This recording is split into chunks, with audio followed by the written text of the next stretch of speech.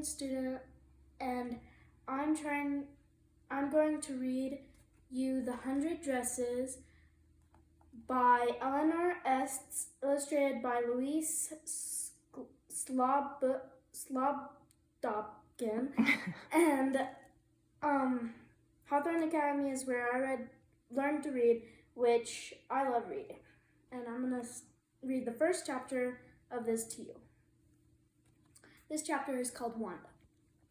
Today, Monday, Wanda Petronsky was not in her seat, but nobody, not even Peggy and Madeline, the girls who started all the fun, noticed her absence. Usually Wanda sat in the next to last seat in the last row in room 13. She sat in the corner of the room where the rough boys who did not make good marks on the report card sat. The corner of the room where there was most scuffing of feet, most roars of laughter when anything funny was said, and most mud and dirt on the floor. Wanda did not sit there because she was rough and noisy. On the contrary, she was very quiet and rarely said anything at all. And nobody had ever heard her laugh out loud.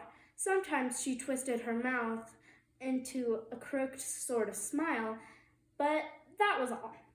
Nobody knew exactly why Wanda sat in that seat, unless it was because she came all the way from Boggins Heights and her feet were usually caked with dry mud, and she picked up coming down the country roads. Maybe the teacher liked to keep all the children who were apt to come in with dirty shoes in one corner of the room, but no one really thought much about Wanda Petronsky.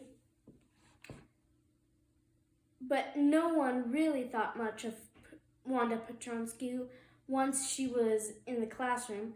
The time they thought about her was outside of school hours at noontime when they were coming back to school, or in the morning early before school began. When groups of 2 or 3 or even more would be talking or laughing on their way to schoolyard, then sometimes they waited for Wanda to have fun with her.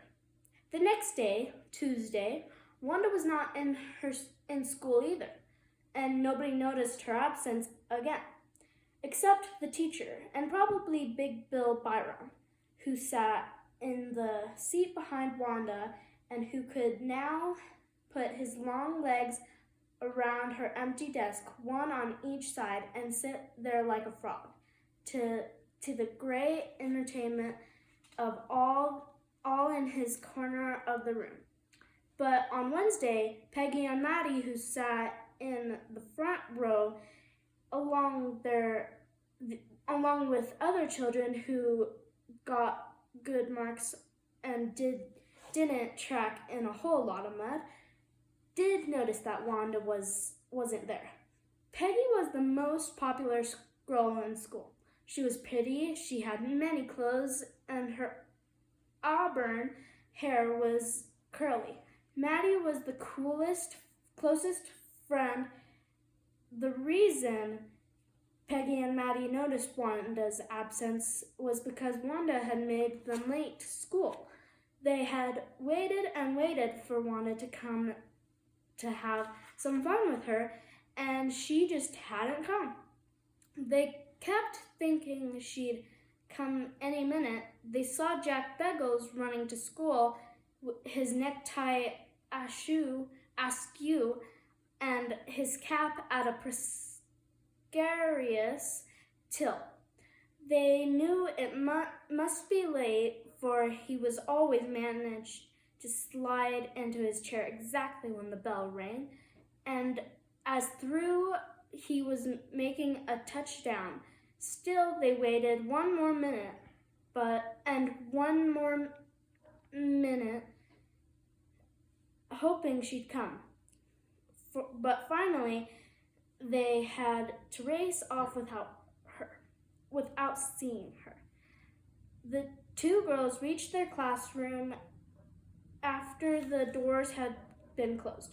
The children were reciting in unison Gettysburg Address, for that was the way Miss Mason always began the session.